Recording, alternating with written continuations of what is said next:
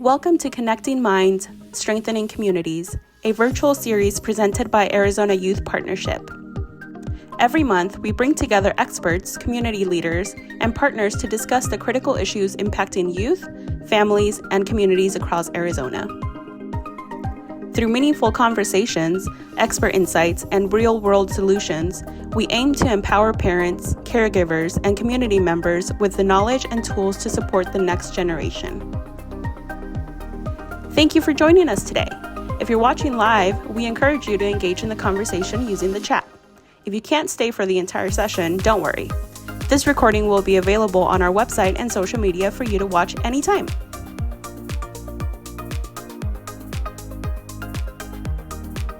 Now let's dive into today's discussion. Hi, and welcome to Connecting Minds, Strengthening Communities, an initiative of Arizona Youth Partnership. My name is Gauri Gladish, and I serve as the CEO at AZYP. At AZYP, our mission is to empower youth to harness their strengths to live healthy and purposeful lives.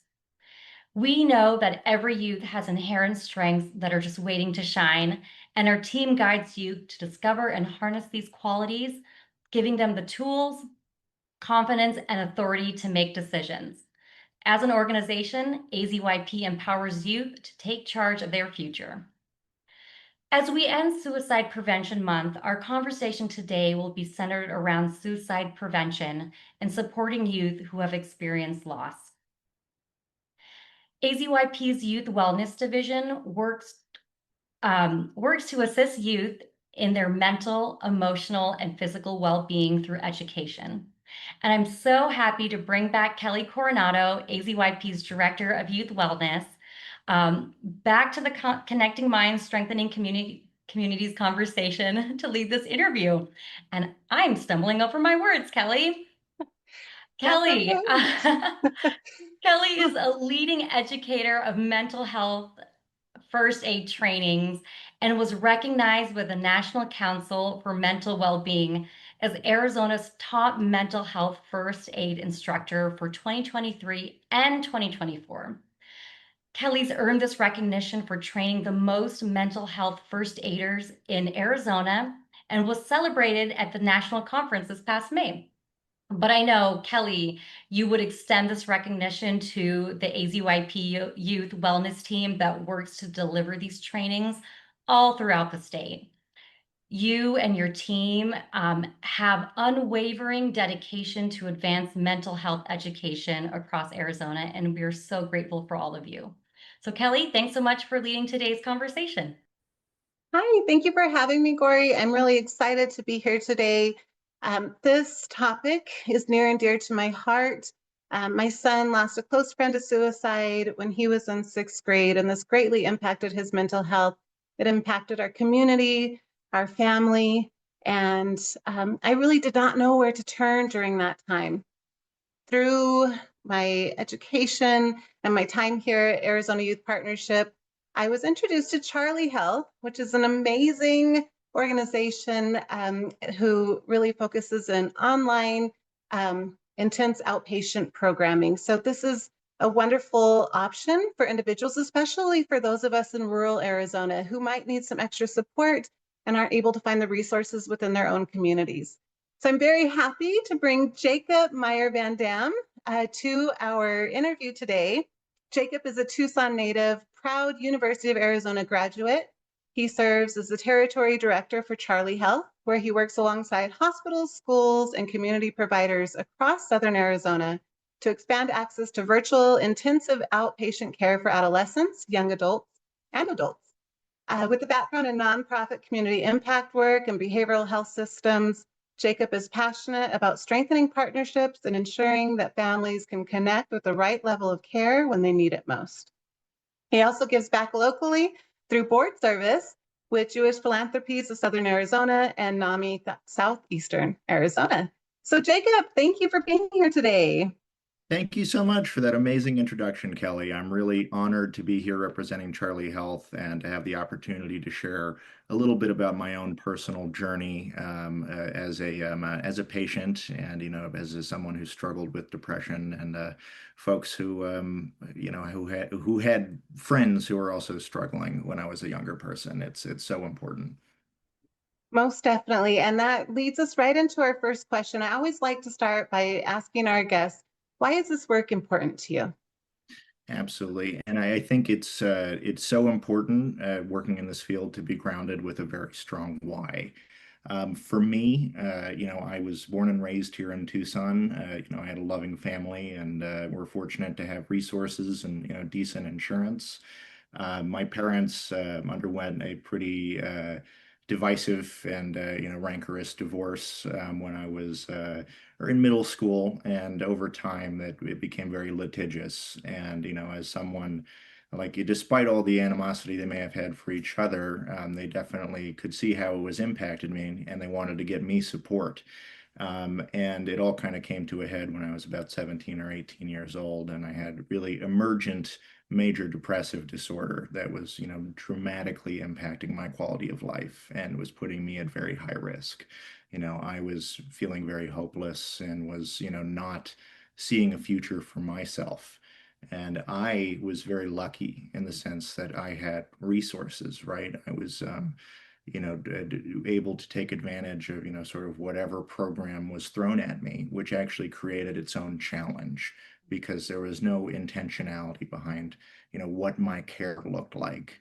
And ultimately, I wound up as an 18-year-old in a residential treatment center with a milieu of other individuals who were in completely different stages of life than me and dealing with very different issues. And instead of helping, it actually made me feel more isolated and alone.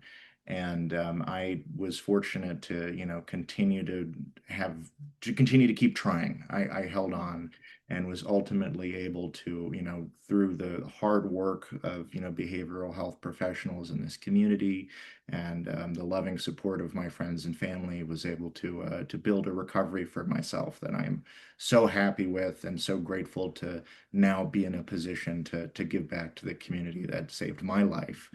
Kind of tying it back into Charlie Health and why I do this work for the company I work for.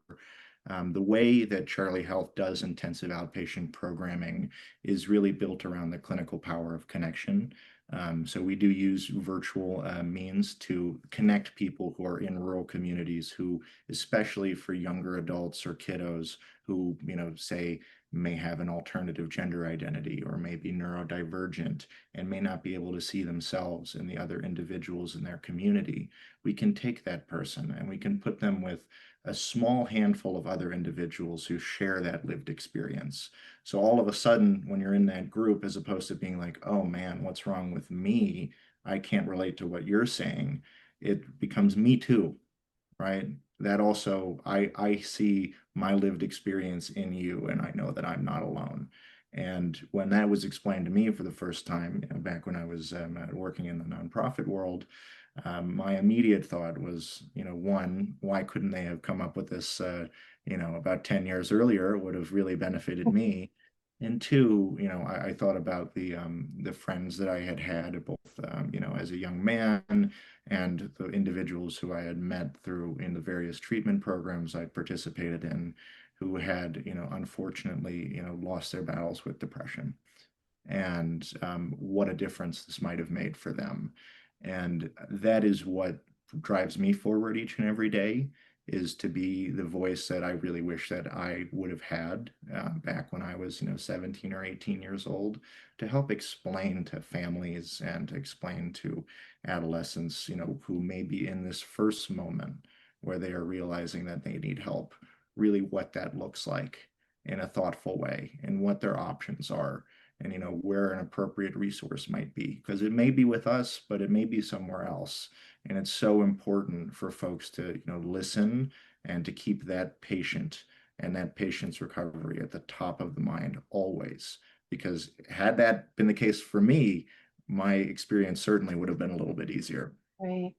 Thank you for sharing, especially that personal experience. I know I could relate just hearing you talk about your own situation. And something that really stuck out in my mind is when you said that you didn't see a future for yourself, right? There was no looking past. And um, I see that as a huge warning sign. It was very interesting. Just the other night, my son and I were talking about it, and he's like, we're talking about his future and what he wants to do now. And he's like, you know, what's weird, Mom? I never thought I'd still be here.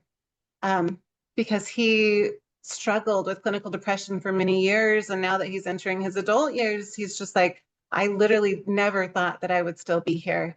So such a huge sign there. And when you said that, I just wanted to bring that to light, because when young people experience the loss of a loved one from suicide, they need some extra support. So what are some healthy ways that they can understand and cope with their grief? And how can they tell if they might need some extra support? So I think that is a phenomenal question. And first of all, I really appreciate you sharing that story. When people are experiencing grief and go through the tragic event of, losing a loved one, especially by suicide, the first thing that's really important to remember, at least in my mind, is that grief is natural and grief is a byproduct of love. And we have grief because of the love and connections that we have in our lives, right? And that this is something that it does not make you defective. There's nothing wrong with grieving. In fact, it is the most natural and human thing that we can experience. And it is raw and it is painful, but it would be bizarre, frankly, if you did not grieve a loved one who had passed. And I think that the important thing to keep in perspective, right, is it damaging your ability to live your life in a healthy way, right? Because if we live in that grief, right, and we let that grief take over, and all of a sudden, we're not eating like we're supposed to, we're not engaging with school, we're not engaging with work, we're shutting people out, right? We are turning away from the things that will ultimately make us better. Humans are social creatures and we depend on community for healing, right? We have for thousands and thousands of years. And so what I look for, and I think what was a really big warning sign for me, was when I stopped living my life, right? When I retreated so far into that, whether it's depression, whether it is grief, that becomes your entire existence. And from an outside perspective, right? This looks like getting less communication from those kiddos, much shorter, briefer answers, right? Perhaps experimenting with substances, not participating in activities that they were previously enjoying, right? If there was a club or a friend group that, before the tragedy that kiddo was really engaging with, that all of a sudden they're like, I don't want to do that, Yeah. right? These are really things that we need to be watching for, and to note that is when an individual may need professional help or additional support. Thank you for that. That's also where I struggled as a parent, because I knew that he had every right to be grieving. Of course, he was grieving a close friend. But it was really hard for me to distinguish, like, this is typical adolescent behavior versus my son needs support. We need to turn to professional help at this time. So I really appreciate you sharing some of those signs and symptoms when, when it's impacting their day-to-day activities, their ability to go to school, to go to work, or to carry out and participate in the things that they typically enjoy.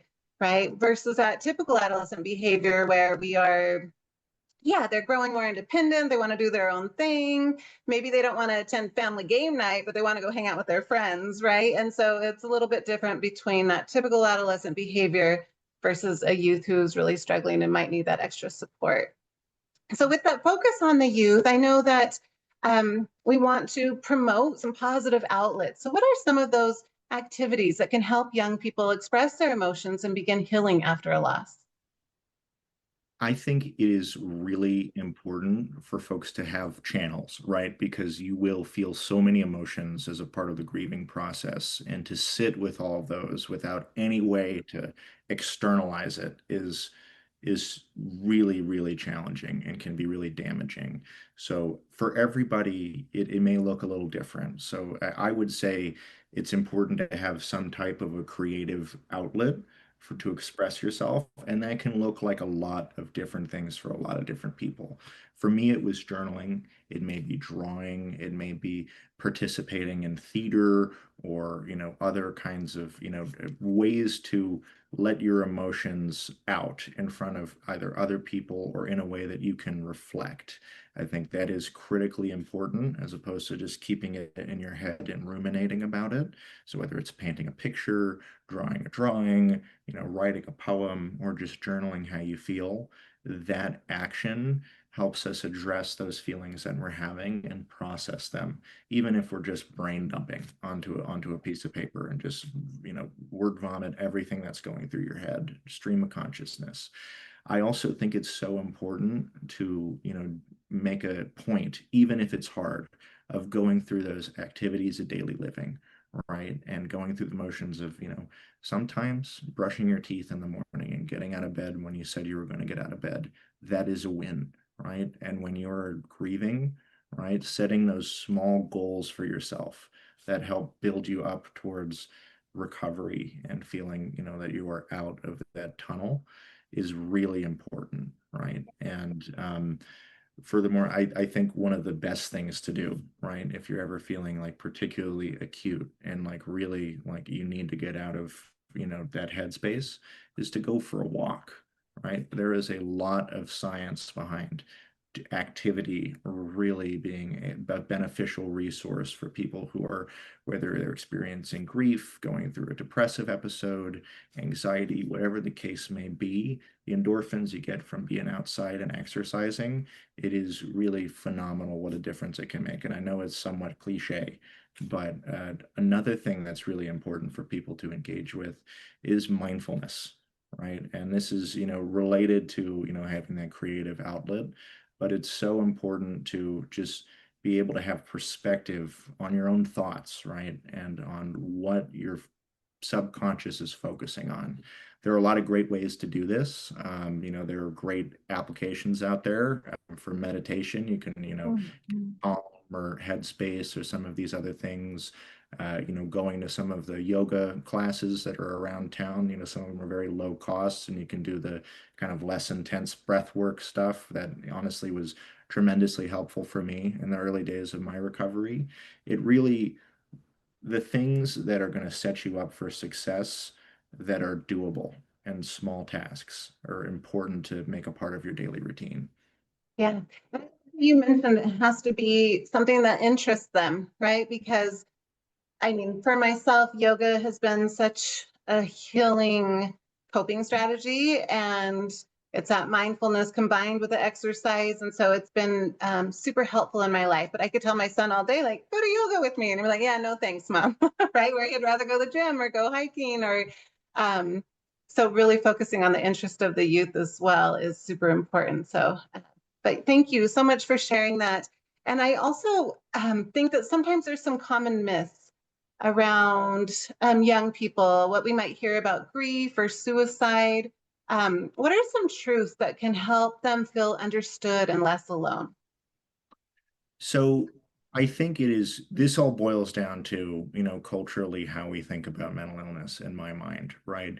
I think that for too much of human history, mental illness, right? And whether it is, grief, whether it is depression, whatever that may be, has been communicated and viewed as some kind of a personal failing, right? And that like you are not strong enough to be able to, do X, Y, or Z, or handle this in X, Y, or Z way.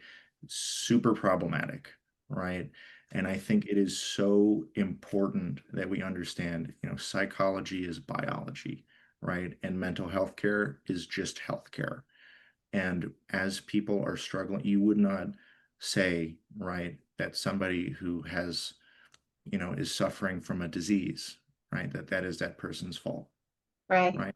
That is because that person, isn't strong enough to, fight whatever their condition is, whether it's, God forbid, cancer, whatever, right? behavioral health conditions are conditions just like physiological conditions. And I think that one of the myths that we really need to combat, as we're working to, drive awareness around these issues, right, is that it should be routine, right? It should be routine to ask for help and to check in with people. And it should not be something that's like, oh, well, I guess if you're really having a hard time, you should reach out to your counselor, right? And I think that the biggest myth is that behavioral health needs to be reactive, right? That it is not something that everybody, regardless of where you're at and how acute you are and what's going on in your life, shouldn't incorporate into their day to day, right? And I think that, some other important myths to look at, right, are that like sometimes the warning signs are like super clear, right? That like, somebody who's at risk of suicide is gonna, make it known in flashing lights and, beg you to stop them, essentially. And like that is also a myth, right? And it is important. That is why these conversations are so important, so that people know, what are the symptoms of somebody who is no longer thinking about the future with themselves in it, right? Which can look different. And we know some of those signs and symptoms, maybe giving away some of their, prized possessions, or, talking about suicide, writing about suicide, drawing about suicide. And then I think one of the signs, for example, that's often missed is that flip of a switch in personality, right? And this can often be a very hard sign to recognize after the fact, because maybe it's a youth who's been struggling with depression for quite some time. And then there's this flip of a switch where they're happy, they're enjoying life, and the family's thinking, oh my gosh, they're finally doing better. I'm so grateful, and sometimes that could be a sign in itself. Oftentimes we hear perhaps they've made a plan, they've decided to end their life, and they're going to make amends and enjoy that last week, or the timeline that they've set out to continue living.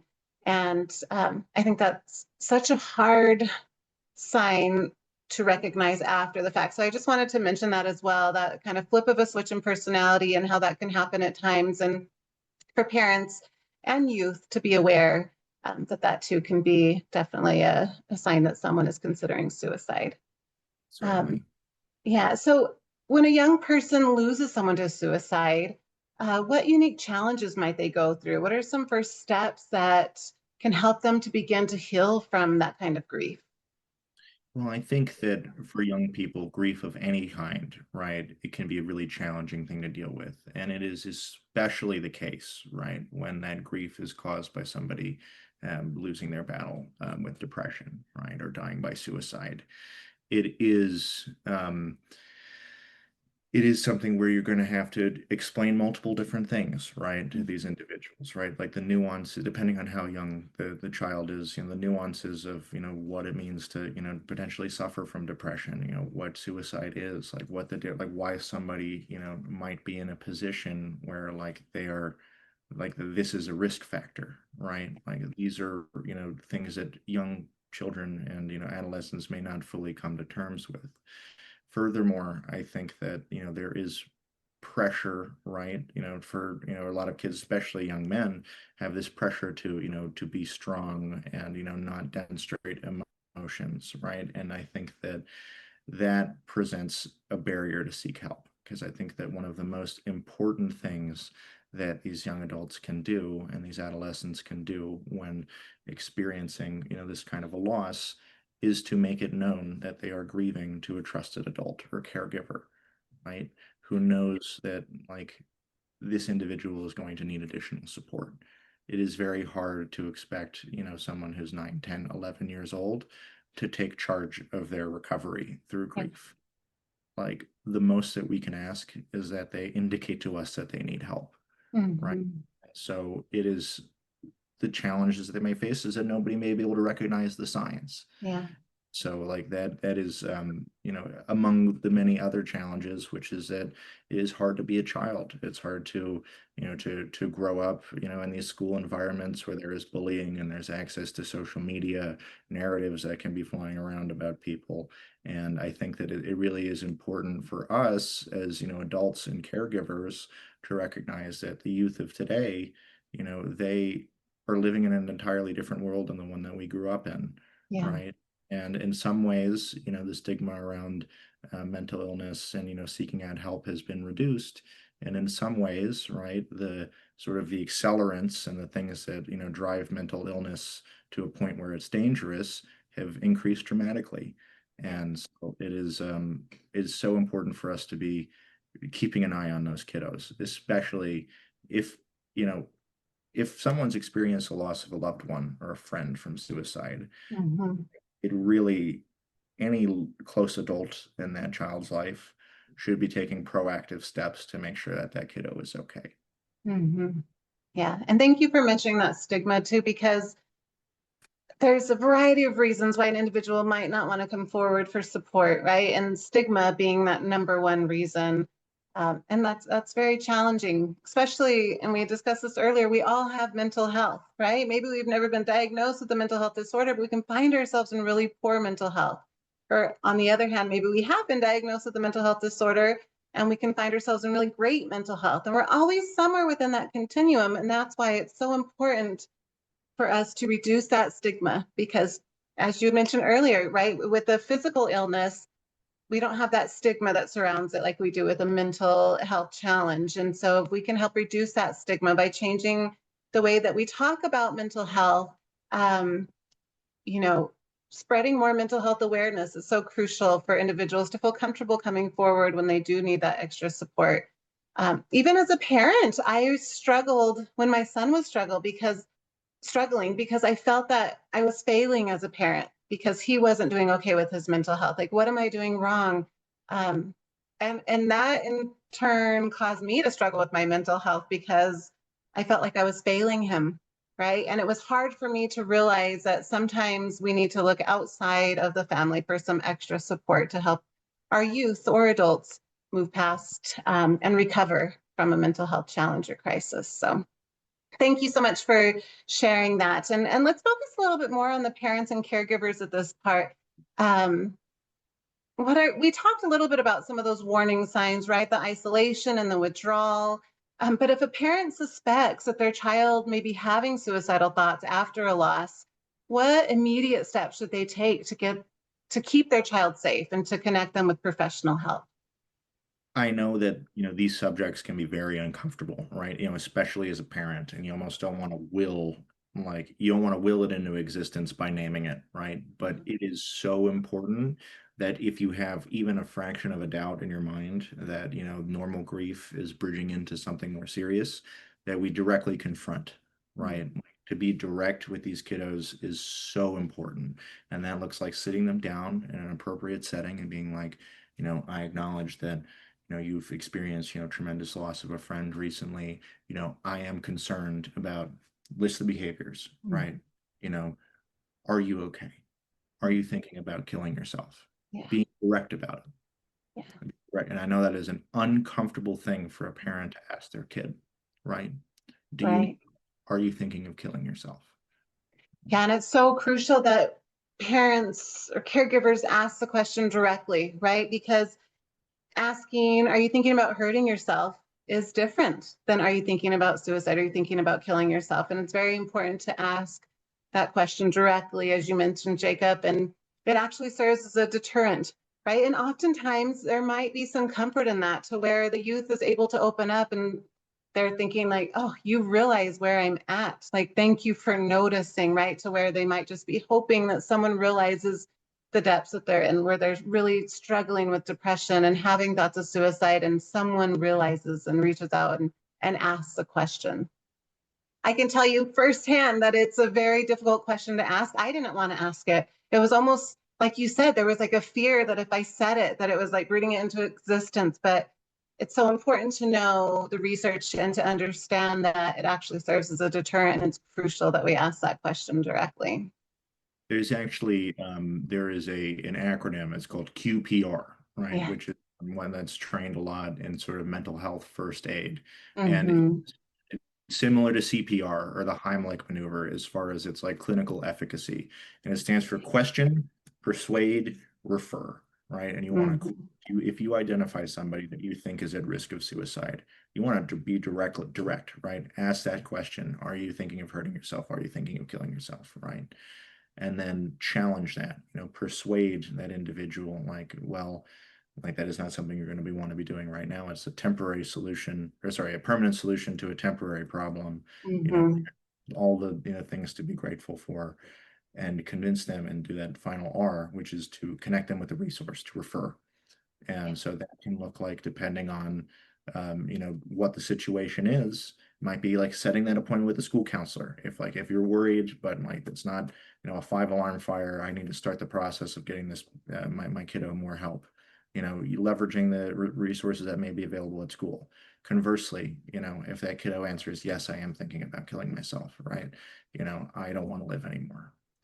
That is when you need to know which resources to call, right? And so that is immediate risk to life, right? Like that is something that is worthy of calling it at the bare minimum 988, if not 911, right? And getting connected with emergency responders who can then make sure that that individual is stabilized, right? And there is a crisis mobile team here in Tucson, which can actually dispatch out to location and help either, get the kiddo over to the crisis response center or to an appropriate, hospitalization setting if it is in that place, right? Because Right. like it is a life or death issue, right? If Yeah. somebody is in the place where they're actively contemplating suicide and making a plan.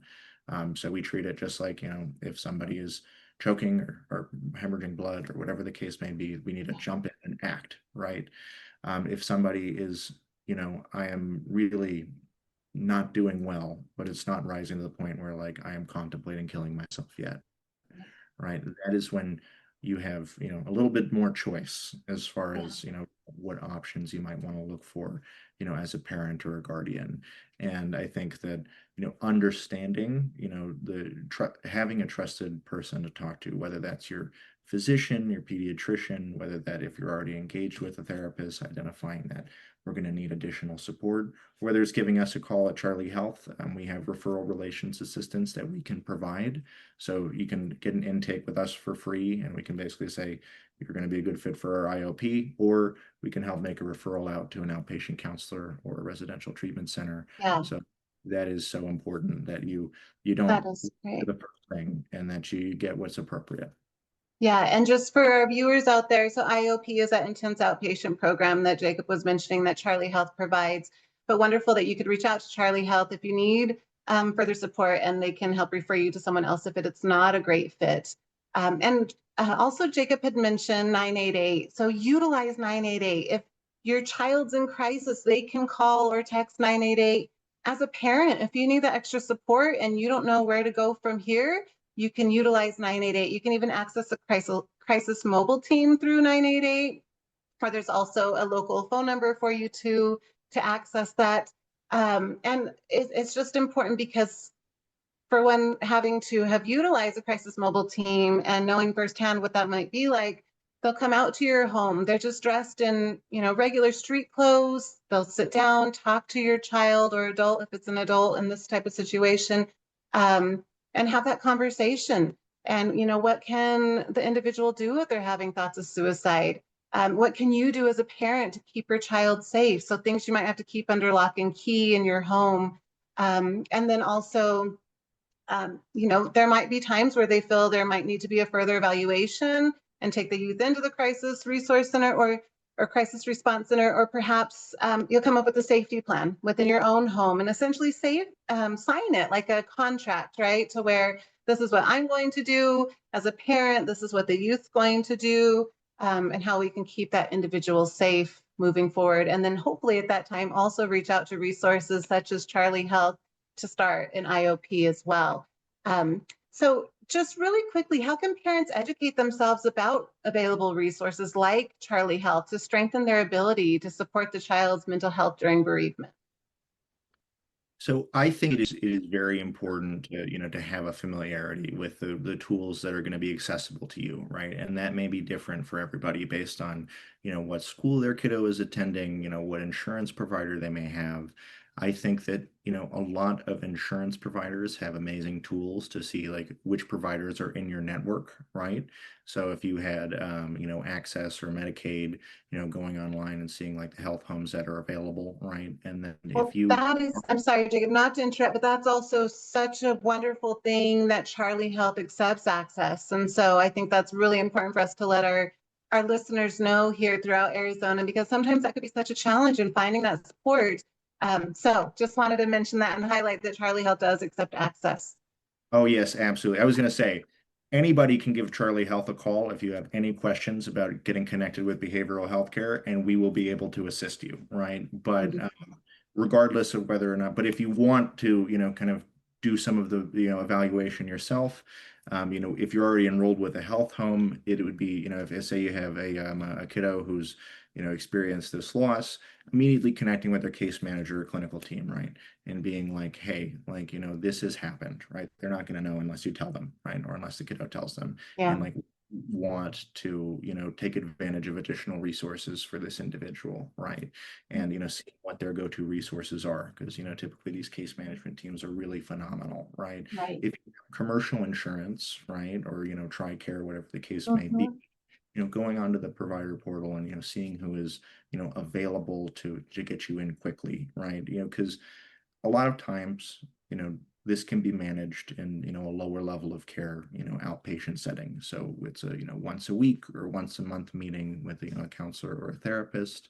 And then it is so important that, folks are aware that when that acuity is rising, right, if you need something more, that is a phenomenal opportunity to get connected with, Charlie Health or, a residential treatment center to make sure that, kiddos are getting what they need, right? Because if that gap between sessions, right, if somebody is, say they're meeting their school counselor, right, and that's the resource that they're taking advantage of, and it's only once a month, and that is now all of a sudden in between sessions, you are having to manage, the sort of the behavioral health of that child, and try to find additional resources or calling the helplines. That is a time where you're going to want to step up and get more care. That kind of takes us into like questions regarding our communities as well, because as a parent, we might recognize some signs and symptoms. A youth might recognize the signs and symptoms within themselves, but also the majority of our youth are in schools or they're involved in community organizations. Um, how can schools and community organizations recognize youth at risk of suicide after experiencing loss? Or what can they do to support a grieving youth and reduce suicide risk? Absolutely. Well, I think that, what's fortunate is that there are more tools than ever to help, equip these organizations with whether it is training for staff, right, on things like QPR and mental health first aid, which I think is critically important, right, especially when we're dealing with youth. Nobody has Nobody knows who is going to be that trusted adult that's going to identify the warning signs first, right? Whether that might be a parent, it could be a coach, it could be a teacher, it could be a volunteer coordinator, whatever the case may be. And so I think that one of the most important things that, any organization or that works with children, right, and youth can do is understand their place as that safety net, right? That they are very important sets of eyes, on the youth of this community, right? And that not all of these problems may necessarily manifest at home. These warning signs may not necessarily manifest at home, right? And so for these organizations, it is so important, for anybody who's interacting to know when they're going to need to escalate that situation for that kiddo and get their parents involved, get the Yeah. counselor involved, get additional support for that kiddo, recognizing signs of, whether it may be bullying, other things that are, putting people more at risk for, to potentially self-harm or, or worse. That is critically important. And also understanding, right, that there are organizations that exist out in the community, Charlie Health, the other level 1 facilities that are out in town, as well as a variety of other nonprofits that are, exist to be able to support youth and, making sure that these organizations are prepared to deal with folks who are at risk of suicide. And I think that, a willingness to partner, is really helpful because, we are all on the same team and we want to make sure that, when kiddos are identified as, at high risk, that we're able to work hand in glove to avoid them, just presenting to the emergency room, essentially, which is, is better than nothing, Right. but is certainly a lot less traumatic ways to be managing acute behavioral health issues. Yeah, thank you for mentioning it. It's often hard, especially for our rural Arizona towns, right? Like I grew up in Safford, Arizona, and it's a smaller town, and there might not be as many resources in some of our rural communities to where the hospital might be the only option if, there is a mental health crisis that's happening. But utilizing those other resources, 988, for example, calling Charlie Health to see if an intense outpatient program might be the best fit for your child. All of these are such great resources. You're always welcome to reach out to myself here at AZYP as well and my team. We can provide you with a list of different resources. We can give you a mental health pocket resource guide that has resources throughout the state. And Jacob, looking ahead, how can communities collaborate with Charlie Health to strengthen support systems and expand access to mental health resources for youth? Absolutely. So we are really grateful to kind of sit right in the middle of the spectrum, right? So we are, a step out of like hospital settings and residential treatment centers, and a step up from that level one kind of, or not level one, sorry, that lower level of care, outpatient, seeing somebody once a week, once a month. And so what that means is that we have, really robust relationships with, both outpatient counselors of, all different insurance types, all different types of specialties, as well as, residential treatment centers and hospitals. So Charlie Health, especially for rural communities, we're in a really great place to be that first person to call when you're realizing that you need additional behavioral health support. We provide, as a service for our communities. As soon as we verify all your information, we're able to schedule you for a 90-minute intake with a clinician that's completely free of charge. We don't bill insurance for that. And that, can be a phenomenal professional opinion about like what the level of care that's going to be appropriate for that individual at that time might be. So they have a very robust rubric, right, that they are going through to assess, is this individual going to need hospitalization? Is intensive outpatient therapy going to be an appropriate level of care for them? If so, what would be the curriculum that we would develop, right? Or like, are we just the first person this individual has called, right? And what they really need is help finding a lower level of care outpatient counselor, right? So we will make that determination at the intake, and then we will help facilitate that, right? So if admitting to Charlie Health is the preferred option, we can get them started in a day or two. Or if they would like a referral out, we can help coordinate that, whether it's a referral to a residential center or whether it's a referral to an outpatient counselor. We can make sure that you're sent to someone trusted, right? And so we can kind of take out that need to get on Google and be like, counselors for adolescents near me, and then kind of sifting through all the sites and figuring out who works with what insurance. Whereas, we have those inside relationships to be able to make it as easy as possible for the parent and the patient at one of what is most likely the hardest moments of their lives, right? It Right. is a tremendous burden just to, go about your day to day when you're grieving suicide loss, let alone to be navigating bureaucratic hurdles about getting help. So Right. we like to, a big part of our value add is just taking that out and taking that away from folks where you don't have to, do all that navigating yourself, and we can help support you. Right. And what's the website then or phone number, the best way to reach out here if an individual wants to reach out to Charlie Health? Absolutely. So you can go online and learn more about our program. It's just www.charliehealth.com, and it's Charlie with an IE, CHARLIE. You can also give us a call anytime. So we have an admissions line that is staffed from 6 a.m. to 10 p.m. Eastern. So they are available pretty much all hours of the day to be able to help get connected for an intake assessment. Their phone number is 866-491-5196.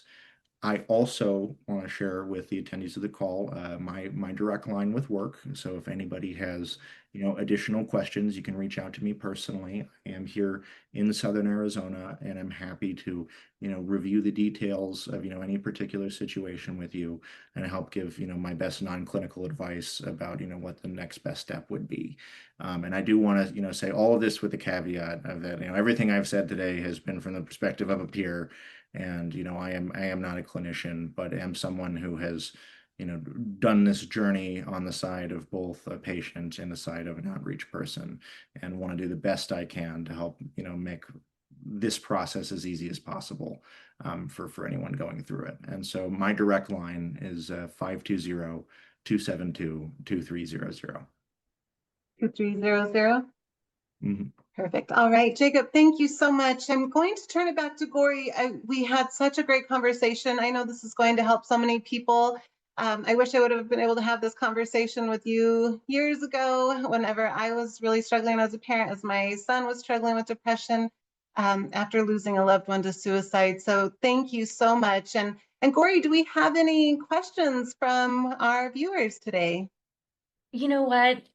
We do not have any questions, but I have to say we have had the most engagement in this conversation, more than any other conversations through Connecting Minds, Strengthening Communities we've ever had to date. So I just want to thank you, Jacob, so much. I know you have an incredibly busy schedule, but I feel getting emotional with all the information you've provided, because I know that you have provided life-saving information for us today. And just thank you so much for your time, your expertise, your care, your strength, all of it, because what you've said today has definitely touched, I know, more than one person. So I just wanted to thank you so much. Thank you. We will, and I also wanted to mention, I'm sorry, I cut you off. Thank you. It is really such an honor to be here and to support the work that you guys do. I also want to mention to our viewers that we will be sharing and posting more information about Charlie Health and supporting youth on such an important topic. And this is going to be an ongoing conversation and effort that we will be committed to at AZYP well into the future. And we're so appreciative of partners like you and Charlie Health. Take a deep breath. So before we sign off today, I just want to share that AZYP will be hosting a one-day high-impact mental health and suicide prevention conference on October 21st, titled Empowering Minds.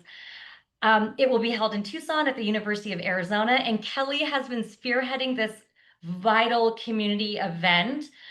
We are so thrilled to offer this vital conference for free to the community to boost mental health and suicide prevention efforts.